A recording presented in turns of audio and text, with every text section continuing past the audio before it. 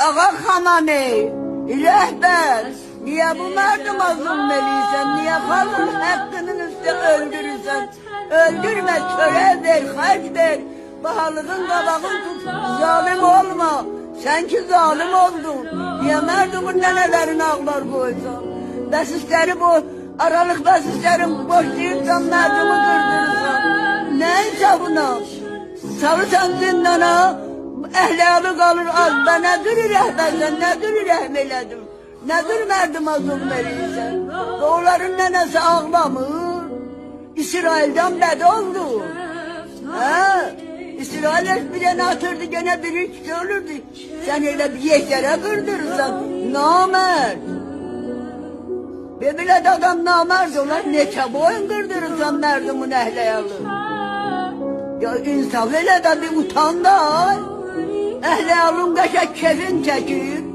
merdumun kız gelini avara darada işleyir, bitki ehli alına töre tıkadır.